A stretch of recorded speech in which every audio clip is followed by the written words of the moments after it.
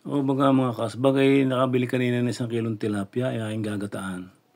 Ayan, kita nito na ako'y naghiwa na ng talong, bawang sibuyas, kamatis, luya, yan ang mga sangkap. Tapos may magic sarap, may dahon ng mustasa, pampaberde. Ito'y malasa rin eh. Tapos ngayon ang ginagawa ko ngayon, kung alam mo yung mga kasbag. Ako'y kung magluluto ng ganyang ginataan, ay aking pinipirito muna. Para aromang-aroma, napakasarap. Sa totoo lang mga kasbag, kapag yung ginataan, lalo't isda, ay masarap ipipirito. Ay shoutout nga pala sa mga aking mga followers, sa mga nanonood sa aking mga content na paglulutong are. Bahala na kayo din sa aking mga lutong are, mga binasta. Ay are mga style ng pagluluto ko bahala na kayo ha. Din sa aking aray. Paki-like and share muna ng aking lutong aray para naman baka may makakakuha na yung lutong aring binasta. Binasta ang luto baga aray. Pag ari hasa, balik tayo din sa nilulutong aray, baka masunog. Ay kulay brown na Ay pag ari na pinipirito ko, na brown na ganaray. Ay tapos ganyan, yan, ilalagay mo muna sa isang lalagyan. Ayan, tunay na ang hirap naman magluto gahon na rin ng pirito ng isda dahil pag minsan nakakapit sa kawali, dapat pala non-stick ang nagagamit kong pagpipirituhan. Ang problema naman, wala naman akong pambili ng non-stick Pag ako'y kumita din sa pagbablog-vlog kong aray, di saka ako pa ako makakabili Kaya ako tulungan nyo mga followers ko.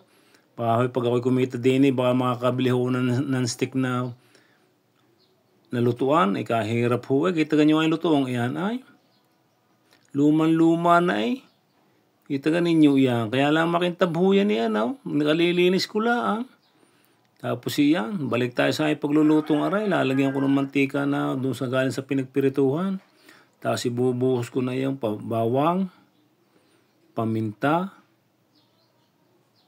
luya, kamatis, yan isama-sama na yan.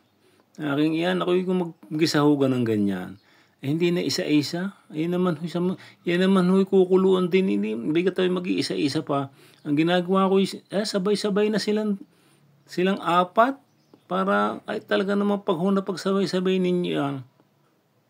Ang pagkakabango naman Tapos lalagyan mo na ng kaunting asin iyan. Tapos ako ganyan kung magluto nalagyan ko na ng asin. Huwag naman itong lalamihan.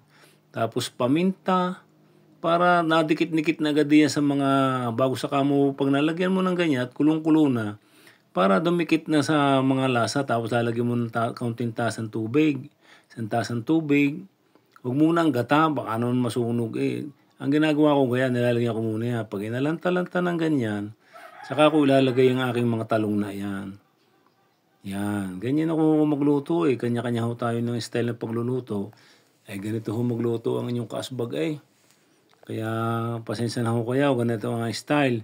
Mayroong mga kusinero mahuhusay. Ako naman hindi toong magluluto mahusay magluto. Basta pag napaglahok-lahok ko mga yan, idigay.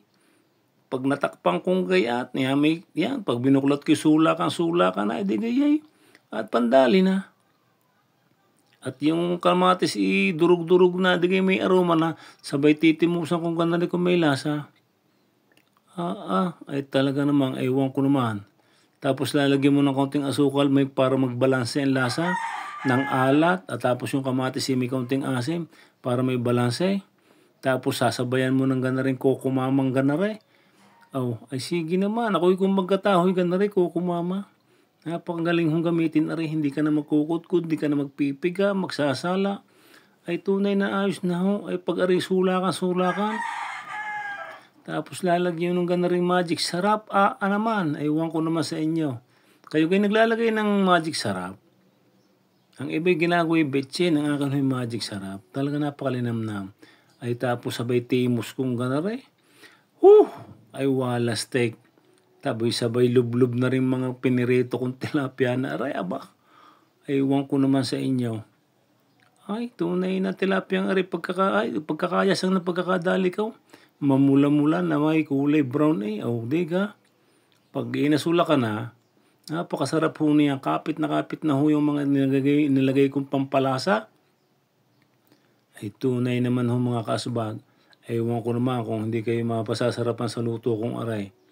Sabay datakloban ko na rin ang dahon ng pechay. Aray 2 tali ho ng pechay tapos tatakloban.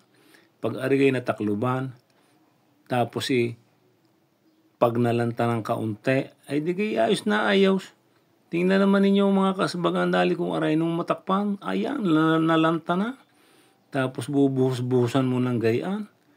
Yan, tunay na. Kita ka ninyong mantika, nagmamanti-mantika yan. Ay tunay na lasa ho na rin ay. Ay maya-maya ho rin finish product na. O kita ka ninyo yung mga nilalahor-lahor kong yan. Ay sige naman. Ay paano na mga kasbag? Ay pwede nang kumain ng almusal. Kita ka ninyong kulay yan. Finish product na nga. Tapos ilalagay ko sa isang magandang lalagyan. Ayan. Kita ninyo itong pagkakadali ng ulo ng tilapia ay nangungulubot-ngulubot. Ay paano mga kasbag? Ay tunay na finished product na. Ay sana mag-aalmusal na tayo. Ay sige, tingnan naman ninyo ang finished product ko nilutong aray. Ay, swabe ang dating. Ay paano mga kasbag? Babay na.